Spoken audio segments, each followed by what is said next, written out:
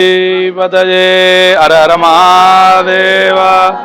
எல்லாம் வல்ல முருகப்பெருமானுடைய நல்லருள் துணை செய்ய இன்றைய தினம் சேலம் மாவட்டம் கண்ணங்குறிச்சியில் எழுந்து அருள்பாலித்து வரக்கூடிய அருள்மிகு ஸ்ரீ சுப்பிரமணிய சுவாமி தேவஸ்தானமானது 2ஆம் ஆண்டாக சத்ருசம்ஹார சுப்பிரமணிய திருசதி மூலமந்திர யாகமும், அதனைத் தொடர்ந்து சுவாமிக்கு சிறப்பு அபிஷேகமும், அதனைத் தொடர்ந்து சத்ருசம்ஹார திருசதி நாமாவளி அர்ச்சனை பூஜையானது இவ்வாலயத்தில் வருடந்தோறும் நடைபெற்று கொண்டிருக்கிறது.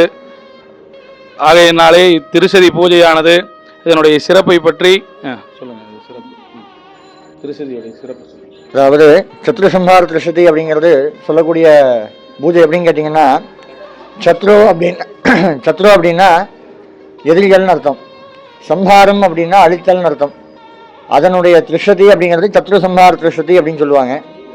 அதாவது நம்மலாம் என்ன நினைப்போம், யாராவது கெட்டவங்க இருந்தாங்க அப்படின்னா அவங்க வந்து இப்படியெல்லாம் பண்ணுறாங்க அப்படி பண்ணுறாங்க அப்படின்னு சொல்லி சுவாமிகிட்ட புலம்புவோம், அவங்களுக்கு என்னென்னலாம் பண்ணுவோம். ஆனால் சுப்பிரமணியர் என்ன பண்ணுவார் அப்படின்னு கேட்டிங்கன்னா, அவங்களுக்குள்ள கெட்ட எண்ணத்தை நீக்குவாராம். சுவாமி வந்து எப்பயுமே வந்து பார்த்திங்கன்னா யாரையும் இவன் தான் நல்லவன் வந்தான் நல்லவன்னு சொல்லி பார்க்காம எல்லாத்தையும் ஒரு சமநிலையாக பார்த்து இவங்களுக்கு வந்து பார்த்திங்கன்னா எல்லாரும் கிடைக்கணும் அப்படின்னு சொல்லி எல்லா கெட்ட விதமான எண்ணத்தையும் நீக்கி அதுக்கப்புறமா தான் எல்லாமே தருவாராம். அது சுப்பிரமணியரை பொறுத்த வரைக்கும் எப்படின்னு கேட்டிங்கன்னா, சுப்பிரமணியர் அவ்வளோ ஒரு சிறப்பானவர்.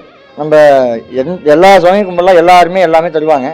ஆனால் முருகப்பெருமான் எப்படின்னு கேட்டிங்கன்னா, ஒரு குழந்தையை போல குழந்தைகிட்ட எது கேட்டாலும் கொடுத்துரும். எப்படி புதுசாக இப்போ ஒரு ஆள் போகிறோம் அப்படின்னா போய் கேட்டோன்னா கொடுக்காது, அழுகும். ஆனால் இதே போய் ஒரு 5 நிமிஷம் விளையாண்டுட்டு கூடலாம் பழகினதுக்கப்புறம் என்ன பண்ணோம், 10 பொம்மை வச்சுருந்தாலும் எடுத்து நம்மளுக்கே கொடுக்கும். முருகப்பெருமான் அழுக மாட்டார், நம்மளை அடிச்சு போடுவார்.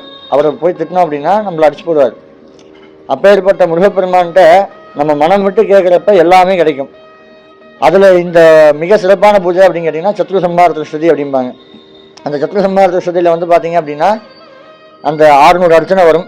அந்த 600 அர்ச்சனையிலையும் வனபவ சர அப்படின்னு சொல்லி 50 அர்ச்சனையாக பிரித்து பூஜை நடக்கும்.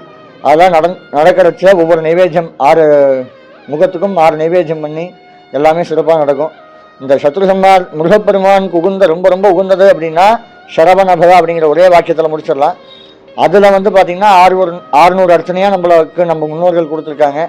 அந்த 600 அர்ச்சனை படித்தோம் அப்படின்னாலே மிகப்பெரிய சிறப்புங்க. அதுவும் நம்ம இந்த கோவில் வந்து பார்த்திங்கன்னா 150 வருஷம் பழமையான கோவில் அப்படின்னு சொல்கிறாங்க.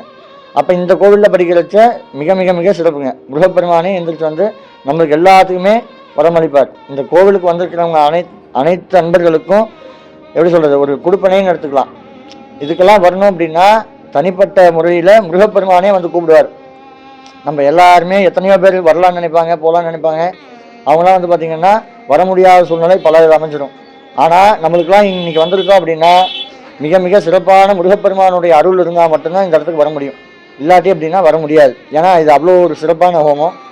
இந்த ஹோமத்தை நம்ம பண்ணும்போது அவ்வளோ ஒரு சிறப்பான வழிபாடும் நம்மளுடைய குடும்பத்தில் உள்ள அனைத்து கெட்ட சக்தியிலையும் நீங்கி எல்லா விதமான சௌபாக்கியத்தையும் கொடுப்பார் முருகப்பெருமான். எல்லாருமே முருகனை வேண்டிக்கணும். எல்லாருமே இந்த ஆலயத்துக்கு வந்து எப்பயுமே வந்து முருகப்பெருமானை வந்து வணங்குறச்ச எல்லா விதமான சௌபாக்கியத்தையும் கொடுப்பார் முருகப்பெருமான். வெற்றிவேல் முருகனுக்கு அரோகரா.